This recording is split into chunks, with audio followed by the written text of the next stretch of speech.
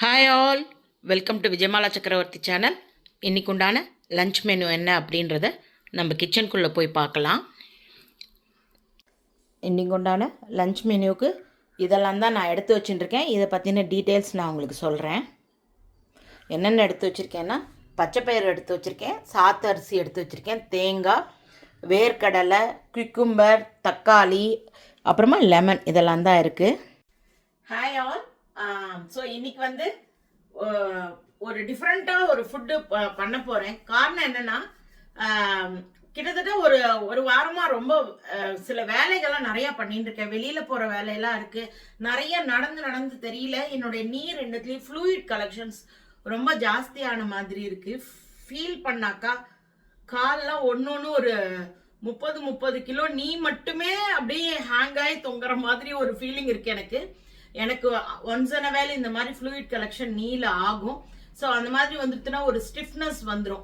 So அதனால எனக்கு வந்து அந்த மாதிரி நேரத்தில் என்ன பண்ணிடுவேன், பயங்கரமாக ஃபுட்டை வந்து ஒரு வாரத்துக்கு அட்லீஸ்ட் ஒரு 4 நாள் அது வந்து சாதம் இதெல்லாம் குறைச்சிட்டு சாதம் சாப்பிடாமையே இருக்க மாட்டேன். கண்டிப்பாக எனக்கு 1 டீஸ்பூன் சாதமாவது வேணும், இல்லைன்னா பைத்தியம் பிடிச்ச மாதிரி ஆகிடும்.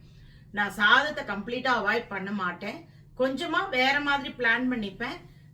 கொஞ்சம் ஒரு பாடி வந்து டீடாக்சின் ஆகிற மாதிரி பண்ணிட்டாக்கா ஒரு லைட் ஃபீலிங், ப்ளோட்டப் கம்மியா இருக்கும். அதனால இன்னைக்கு ஒரு 2-3 நாள் அந்த மாதிரி ஒரு ஃபுட் பண்ணலாம் அப்படின்ட்டு அதுக்கு தகுந்தாப்புலதான் நான் வந்து சாமான்கள் எடுத்து வச்சிருக்கேன். ஸோ வெயிட் ரிடக்ஷன் அதெல்லாம் ஒண்ணுமே கிடையாது. கண்டிப்பா இதை சாப்பிட்டேலே வெயிட் ரெடியூஸ் ஆச்சா கேட்காதீங்க. என் லைஃப்ல நான் வெயிட் ரிடக்ஷன் ஆகவே ஆகாது. நான் இப்படிதான் இருப்பேன். எத்தனையோ ட்ரை பண்ணி பார்த்துட்டேன்.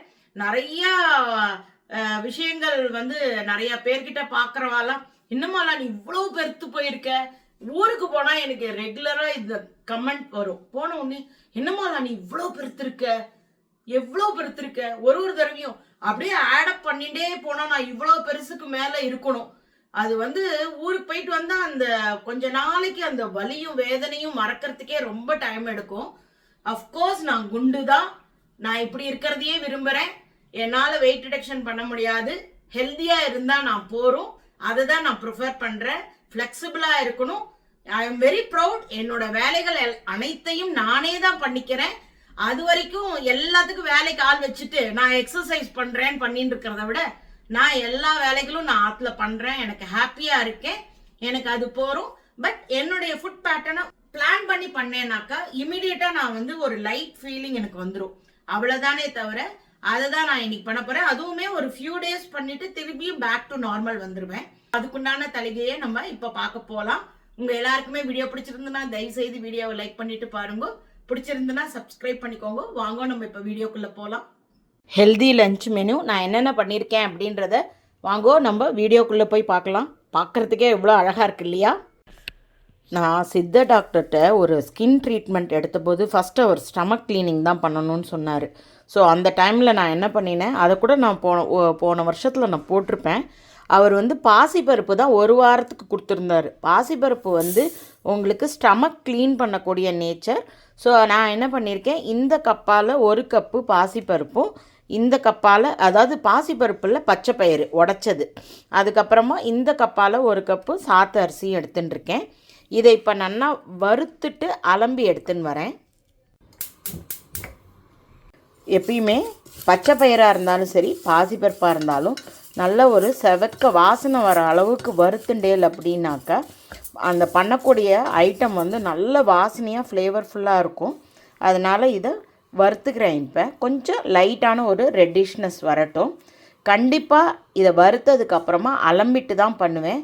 ஸோ நல்லா வாசனை வர ஆரம்பிச்சுட்டு now I will go and wash the dal and come.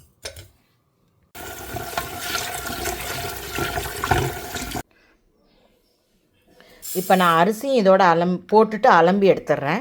இதோடது பார்த்தேன் அப்படின்னாக்கா நமக்கு வந்து பச்சைப்பயிருக்கு ஒரு மெஷர்மெண்ட் எதுவும் கிடையாது. கொஞ்சம் தாராளமாகவே ஜலத்தை குத்திக்கலாம். இதுக்கப்புறம் நான் இதில் வந்து உப்பை போட்டு பீட் பண்ணிவிடுவேன். கொஞ்சம் கஞ்சி கன்சிஸ்டன்சி தான் இருக்கும். வேறு எதுவுமே அதில் ஆட் பண்ண போகிறது கிடையாது. ஸோ நான் இதை வந்து இப்போ அப்படியே ஒரு நல்ல வேகணுன்றதுனால ஈவன் ஒரு 5-6 விசில் கூட நம்ம விட்டு எடுத்துக்கலாம். பருப்பும் அரிசியும் வெந்த கையோட நான் ஊற வச்ச வேர்க்கடலையுமே வேக வச்சு எடுத்துட்டுறேன்.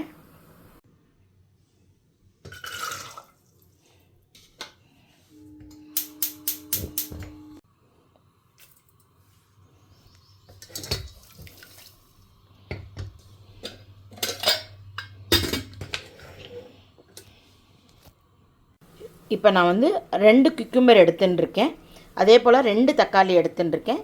இதை 1 பை 1 இந்த சாப்பரில் பொடி பொடியாக பண்ணி எடுத்துக்கிறேன்.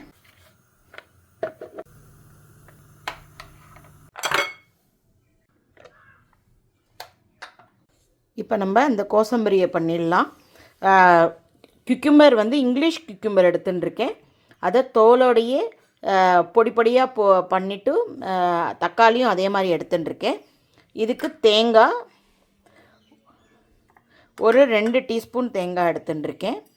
அதே போல் கொத்தமல்லி தழை கொஞ்சம் தாராளமாக போட்டுனா வாசனையாக இருக்கும். அதுக்கப்புறமா பச்சை மிளகா உங்கள் காரத்துக்கு தகுந்தாப்பில் நீங்கள் போட்டுக்கோங்க. அரை மூடி எலுமிச்சம்பழம். எல்லாமே கம்ப்ளீட்டாக உங்களுக்கு பார்த்தீங்கன்னா பேலன்ஸ்டாக இருக்கும். எல்லாத்துக்கும் மேலே இப்போ உப்பு வந்து அரை உப்பு போட்டால் போகிறோம். நம்ம வந்து இப்போ அந்த உடம்பு ஹெவியாக இருக்குன்ற ஒரு ஃபீலிங்க்கு தானே இந்த மாதிரி ஃபுட்டையே நம்ம சூஸ் பண்ணியிருக்கோம். உப்பு ஜாஸ்தி சாப்பிட்டேன்னா திருப்பியும் உடம்பு கனத்துக்கும். எப்பயுமே அந்த வாட்டர் உடம்புல இருக்கிறதெல்லாம் ட்ரைன் அவுட் ஆகணும் அப்படின்னாக்கா அரை உப்பு சாப்பிட்றது தான் நல்லதும் கூட. ரெண்டாவது, இந்த மாதிரி நீங்கள் எப்பயாவது பண்ணி சாப்பிட்ணுன்னு நினச்சிடனா வாட்டர் பேஸ்ட் வெஜிடபிள்ஸ் எடுத்து பண்ணுங்க. இன்னும் கொஞ்சம் உங்களுக்கு உடம்புல இருக்கிற கழிவுகள்லாம் உங்களுக்கு யூரின் வழியாக வெளியில் வந்துடும். ஒன்று. ரெண்டாவது, இது எப்பெல்லாம் பண்ணி சாப்பிட்லாம் அப்படின்னாக்க சாதாரணமாக பண்ணி சாப்பிட்லாம், அதில் எந்த குறையும் கிடையாது. சப்போஸ் நீங்கள் ட்ரிப்பெல்லாம் போயிட்டு வந்து கண்ணா பின்னான்னு ஏதோ சாப்பிட்ருப்போம் இல்லையா, அந்த மாதிரி நேரத்தில் ஒரு 2-3 நாள் இந்த உணவுகளை ப்ராக்டிஸ் பண்ணலாம். கல்யாணங்களுக்கு 2-3 நாள் போய் ஹெவியாக சாப்பிட்ருப்போம், வந்ததுக்கப்புறமா ஒரு 2-3 நாள் இந்த ஃபுட்டு சாப்பிட்டேல் அப்படின்னாக்கா திருப்பியும் பேக் டு நார்மல். கொஞ்சம் லைட் ஃபீலிங் வரும். நமக்கும் மனசளவில் ஐயோ நிறையா சாப்பிட்டோமே, கண்ணா பின்னான்னு சாப்பிட்ருக்கோமேன்ற அந்த கில்ட்டி ஃபீலிங் இல்லாமல் இருக்கும். ஸோ இப்போ இதுக்கு மேலே தேவைப்பட்டால் எண்ணெயில் கடுகு பெருங்காயம் தாளித்து கொட்டலாம். சப்போஸ் எண்ணெயே வேண்டாம் அப்படின்னு நினச்சேன்னா நீங்கள் இப்படியேவும் சாப்பிட்லாம். நான் கொஞ்சமாக லேசாக கடுகு பெருங்காயம் தாளித்து கொட்ட போகிறேன். ஜஸ்ட்டு ஒரு ஃபியூ ட்ராப்ஸ் ஆஃப் எண்ணெய் போகிறோம், ரொம்ப வேண்டாம்.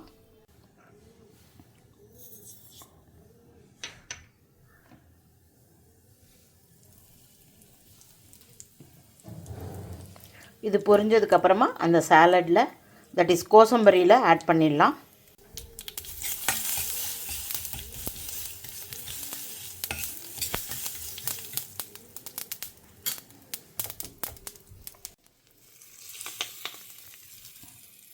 இதை இப்படியே இம்மீடியட்டாக மிக்ஸ் பண்ணி வச்சுக்கலாம்.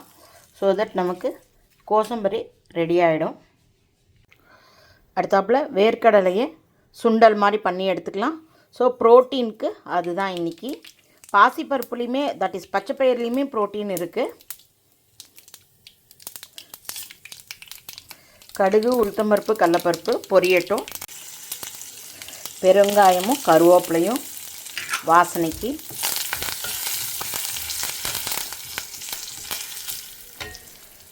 வேர்க்கடலையை வேக வச்சியே ஒரு அரை உப்பு போட்டு வேக வச்சுருக்கேன்.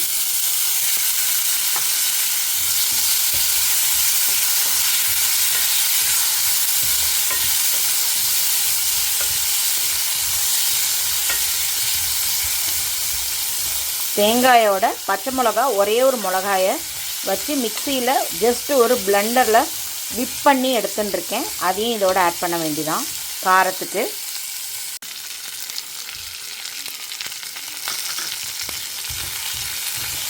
தேங்காய் வந்து பச்சையாக எவ்வளோக்கு எவ்வளோ சாப்பிட்றோமோ அவ்வளோக்கு எவ்வளோ ஃபைபர். நிறையா வதக்க வதக்க அப்படியே அது கொலஸ்ட்ராலாக மாறும். ஸோ நம்ம இது ரொம்ப கம்மி குவான்டிட்டி, எனக்கும் எங்கள் ஹஸ்பண்டுக்கும் இமீடியட்டாக யூஸ் பண்ணுற மாதிரி ரொம்ப அளவு கம்மியாக பண்ணியிருக்கேன். ஸோ அதனால் ரொம்ப நேரம் வச்சாதான் தேங்காயை நிறையா நேரம் வதக்கணும். உடனே கன்சியூம் பண்ணிடுறோம் அப்படின்னாக்க உடனேயே ஆஃப் பண்ணிடலாம் நம்ம. இப்போ நமக்கு ப்ரோட்டீன் ரிச் வேர்க்கடலை சுண்டலும் ரெடி ஆகிடுது. ஆஃப் பண்ணிவிடுறேன்.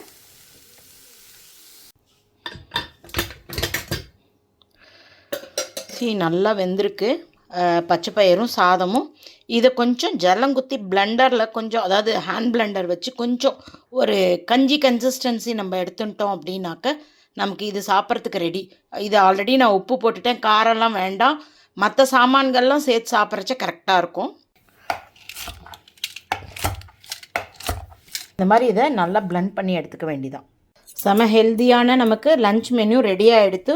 ஸோ அந்த பீட் பண்ண சாதத்தை வந்து கஞ்சி மாதிரி இருக்கிறத நான் வந்து ஒரு பவுலில் சூப் பவுலில் போட்டிருக்கேன். மோர் எடுத்துட்டுருக்கேன்.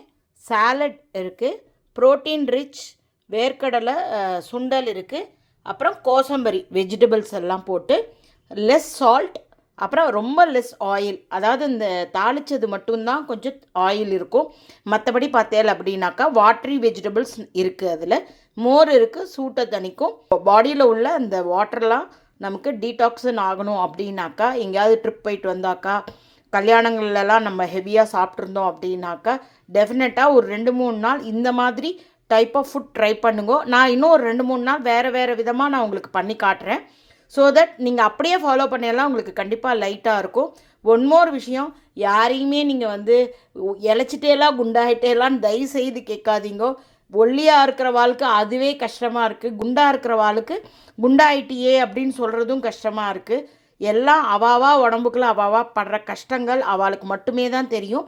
ஸோ நம்ம வந்து ஏதோ கேட்கணுமேன்ற ஒரு கேள்வியை கேட்டு அவளை காயப்படுத்த வேண்டாம். So hope you are all enjoying my video. If you like it, please like and subscribe my channel. Thank you for watching. Bye bye all.